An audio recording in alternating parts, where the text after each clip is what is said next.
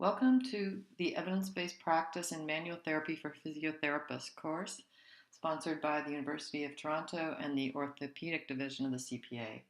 This presentation will provide an outline of the course for you. At the completion of this session, you should be able to describe the format, objectives, and evaluation components of the course, navigate through Blackboard, identify important elements of evidence-based practice as it relates to orthopedic manual therapy, and suggest strategies to adopt evidence-based practice in your clinical practice and in your teaching. The structure of the course is based on 8 modules, each covering a different topic a week.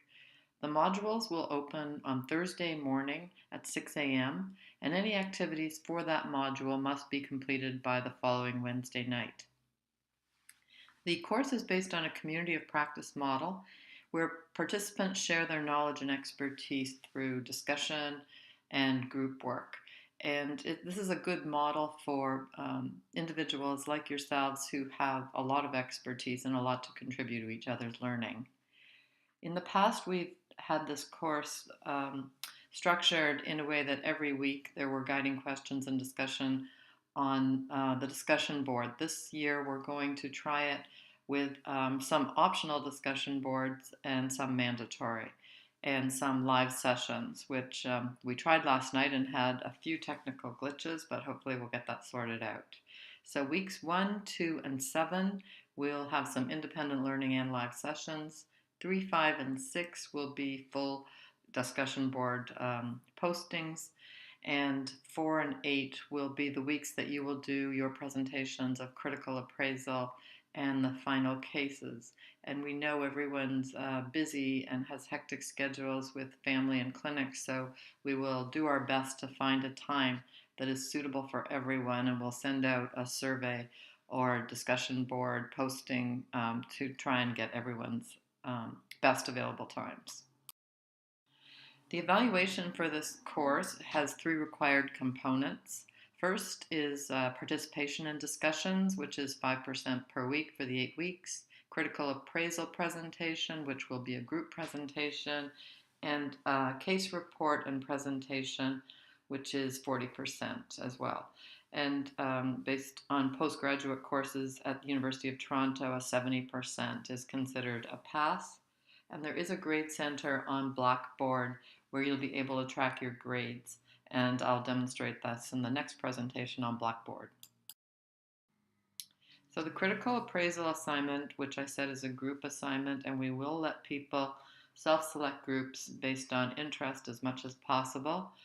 And the purpose of this assignment is to develop critical appraisal skills through a systematic examination of one article. And we will provide the research articles. We will refer to specific guidelines and frameworks and give you a worksheet so that you can structure your PowerPoint presentation, which you'll present to others based on the specific headings that we wish you to use. You don't have to complete a written document, just provide slides and present them to your classmates. The final assignment is going to be a case report, and again it's group presentations with a focus on slide presentation as opposed to a written document. And that's worth 40%. Because it's a bit longer, we want people to synthesize and apply the key learning concepts from the whole course and to share knowledge with peers and have hopefully some learning tools that you can use with future students. So it's important to ask a research question related to a case that your future students might see or that you're particularly interested in, because that's what this assignment will be based on. And as a group, you'll come to a consensus about whose case you'll use. You'll critique some relevant articles. It doesn't need to be exhaustive, but it will be some of the more recent ones, and you'll know at that point which are the most rigorous to answer the question.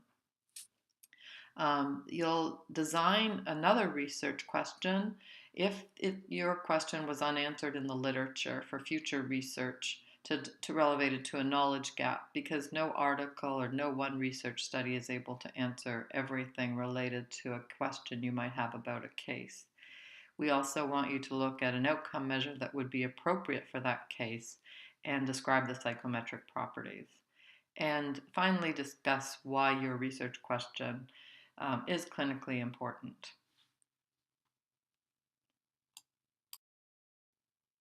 And finally, online synchronous and asynchronous discussions.